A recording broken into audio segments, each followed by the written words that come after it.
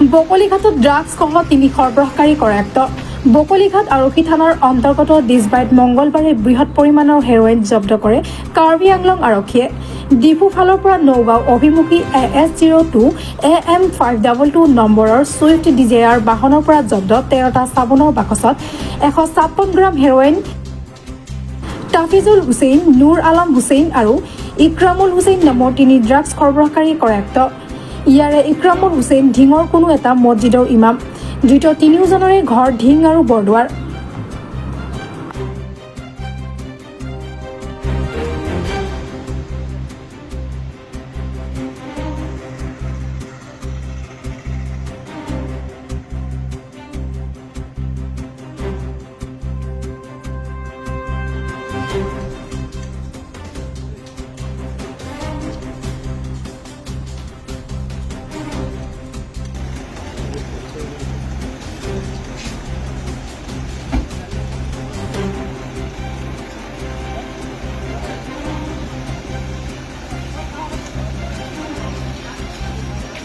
মানে আমি দুপৰীয়া সময়ত এটা ইনফৰ্মেশ্যন পাইছিলোঁ। আমাৰ এটা চ'ৰ্চৰ ইনফৰ্মেশ্যন মতে এখন গাড়ীত মাঞ্জাৰ ফালৰ পৰা নগাঁৱলৈ বুলি ড্ৰাগছ সৰবৰাহ কৰিব বুলি আমি এটা খবৰ পাইছিলোঁ।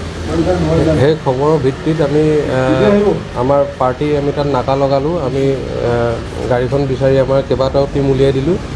উলিওৱাৰ পিছত আমি প্ৰায় কেইটামান বজাত আমাৰ 12টা-1টামান বজাত আমি দিছবাইৰ ওচৰত আমি গাড়ীখন ধৰিবলৈ সক্ষম হওঁ। সেই গাড়ীখনৰ পৰা 13টা চাবোন কেছ ছাছপেক্টেড হিৰ'ইন পাউডাৰ আমি উদ্ধাৰ কৰিছোঁ আৰু আমি চিজ কৰিছোঁ। আৰু তাৰ লগতে 3জন মানুহ আমি কৰায়ত্ব কৰিবলৈ সক্ষম হৈছোঁ। 3জনৰ ঘৰ নগাঁৱৰ ঢিং থানাৰ অন্তৰ্গত। নামকেইটা হৈছে ইক্ৰামুল হুছেইন, নুৰ আলম আৰু তাফাজুল হুছেইন। ইয়াৰে গোটেইকেইজনৰ ঘৰ ঢিং থানাৰ অন্তৰ্গত হয়, কিন্তু এজন ইক্ৰামুল হুছেইন তেখেতৰ প্ৰাৰম্ভিক যি মানে তেখেতে কৈছে আমাক প্ৰাৰম্ভিক আমাৰ তদন্তত তেওঁ কৈছে যে তেওঁ কোনোবা এটা মছজিদৰ তেওঁ ইমাম। বাকী দুজনে তাতে নিজৰ কিবা খুচুৰা বেপাৰী বুলি এতিয়া আমাৰ আগত ব্যক্ত কৰিছে। তথাপিও এইটো তদন্ত আওতাত আছে, কি কৰে কি নাই কৰা সেইটো আমি তদন্ততে গম পাম। আৰু এতিয়ালৈকে আমি গম পোৱাৰ ভিতৰত ইনফৰ্মেশ্যন এইখিনি আছে। ক'ৰ পৰা আনিছিলে এতিয়া সেইটো আমাৰ সোধ পোছতে ওলাব। ক'ৰ পৰা আনিছিলে, কাৰ পৰা আনিছিলে, কেনেকৈ আনিছিলে।